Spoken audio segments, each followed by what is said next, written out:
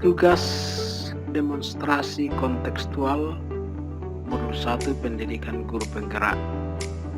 Pemikiran Ki Hajar Dewantoro tentang pendidikan yang berpihak pada murid. Saya Gabriel Papa BSPD, calon guru penggerak angkatan 9 yang bertugas di SMK Negeri 1 Tabelahan. Tujuan pendidikan yakni menuntun segala kodrat yang ada pada anak-anak agar mereka dapat mencapai keselamatan dan kebahagiaan yang setinggi-tingginya sebagai manusia maupun sebagai anggota masyarakat. Selanjutnya, filosofi pendidikan Ki Hajar Dewantara.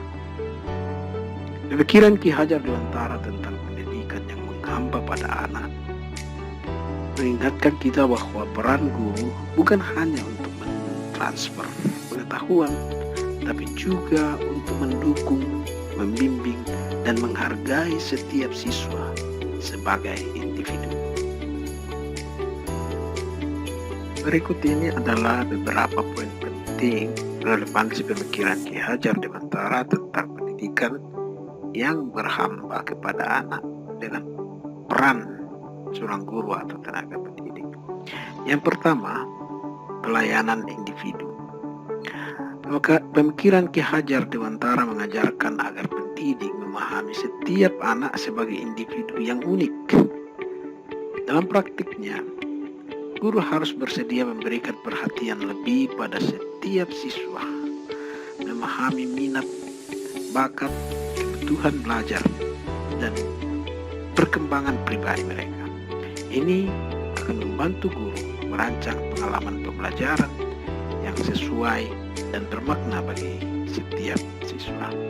Yang kedua, pembinaan karakter.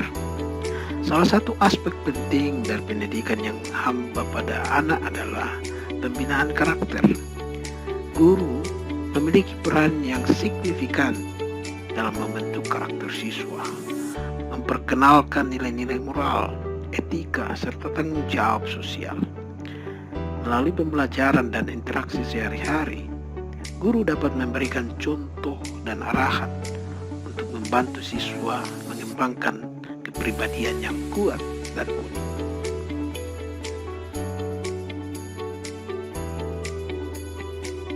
Poin penting selanjutnya yang ketiga yakni pengembangan potensi. Pemikiran Ki Hajar Dewantara menekankan pentingnya mengembangkan potensi individu. Guru memiliki tanggung jawab untuk mendukung siswa dalam mengidentifikasi dan mengembangkan bakat serta minat mereka. Yang keempat, pendekatan pedagogis fleksibel. Konsep pendidikan yang berhamba pada anak mendorong guru untuk mengadopsi pendekatan pedagogis yang fleksibel. Ini berarti bahwa guru perlu memahami berbagai gaya belajar dan kecepatan pemahaman siswa. Guru harus siap mengubah strategi pembelajaran sesuai dengan kebutuhan siswa, individu siswa, untuk memastikan bahwa setiap siswa mendapat manfaat maksimal dari pengajaran itu. Dan poin yang kelima, keberagaman dan inklusi. Dalam konteks pendidikan yang berhamba pada anak, guru diharapkan dapat menghormati keberagaman siswa dan menciptakan lingkungan yang inklusif di dalam kelas. Guru harus memiliki pemahaman yang mendalam tentang budaya, latar belakang, dan kebutuhan siswa yang beragam, serta mampu menciptakan ruang yang aman dan mendukung bagi. Selanjutnya, saudara, strategi mewujudkan pemikiran Ki Hajar Dewantara atau KHD tentang pendidikan yang berpihak pada murid. Yang pertama, melaksanakan pendidikan yang tidak hanya menekankan pada kognitif saja, tetapi juga afektif dan psikomotorik. Yang kedua, melaksanakan pendidikan yang holistik, seimbang dalam mengembangkan cipta, rasa, dan karsa murid. Yang ketiga, melaksanakan pendidikan pengajaran yang sesuai dengan konteks lingkungan, alam, dan zaman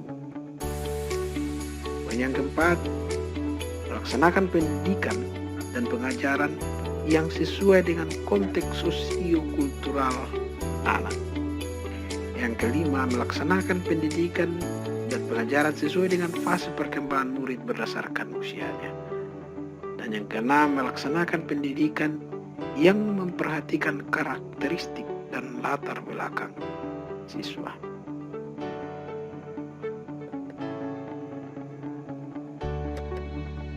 Lalu saudara, implementasi di sekolah.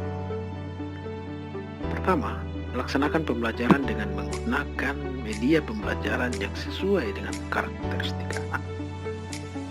Yang kedua, memberikan penugasan dengan membebaskan kepada anak memilih bentuk laporan hasil penugasannya sesuai dengan minat dan karakteristiknya. Yang ketiga, memberikan kesempatan kepada anak untuk berpendapat dalam kebebasan untuk membangun sendiri pengetahuannya. Yang keempat, memberikan kesempatan kepada anak untuk berkolaborasi atau bekerja sama dalam tim untuk mengembangkan kompetensi sosialnya. Yang kelima, melaksanakan pembelajaran dan konten materi yang sesuai dengan perkembangan berpikir dan konteks alam sosial dan budaya. Dan yang keenam, memberikan kesempatan kepada anak untuk melakukan refleksi diri terhadap proses pembelajaran yang sudah dilakukan. Inilah beberapa dokumentasi pembelajaran yang terjadi di lingkungan sekolah kami. Di situ nampak bagaimana proses pembelajaran itu memanfaatkan lingkungan sekolah sebagai sarana pembelajaran yang tidak hanya terjadi di dalam kelas saja, tetapi di luar kelas, di lingkungan sekolah proses pembelajaran terjadi. Juga mereka dalam berkolaborasi, berikan pendapat untuk menyelesaikan tugas. Yang pada akhirnya memberi juga kesempatan kepada peserta didik untuk kemudian merefleksikan hasil pekerjaan mereka.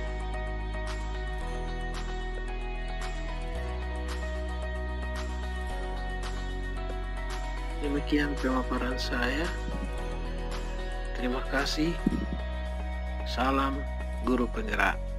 Sehat dan bahagia selalu.